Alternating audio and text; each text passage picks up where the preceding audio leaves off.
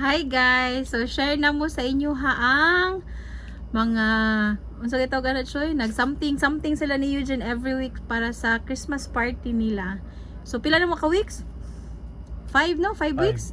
Okay. So usaha niya isulti kung unsa nga something choy niya i-open pakita nako. Kani siya mo siya ang something hard. Hindi ka klaro? Something hard. I-open. Lo, i-open. Kataas ba? Oh, we prepare mugs. Magra di ay. Saraman. Kani siya mo siya ang something. Choy, di siya kakaklaro, Choy. Nagngilit. Kani worth Something sa unsa na. 300 din na mo. So na sila 5 weeks nga something worth pila gay na 50 300. Down gamay Choy, taas kay mo ana Worth 300. kana worth 300 nga para sa manitog yun. So lahi ang every week nga 50 worth 50 so na at least 50 Kani niya. something nothing. Okay, taas kay kag magpakita.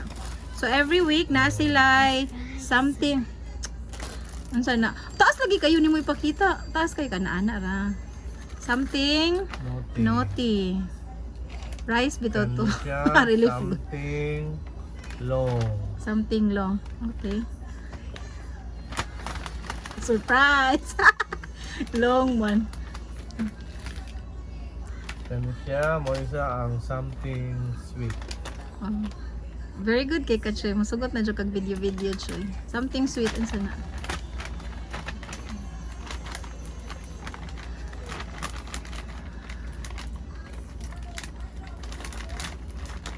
Ano lang ikaw kana chocolates.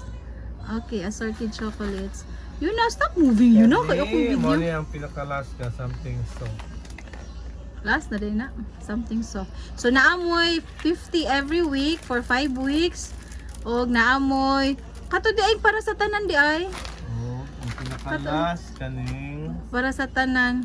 something bisag unsa lang. Nya katon 300 para sa manito. Bugdod sila ani.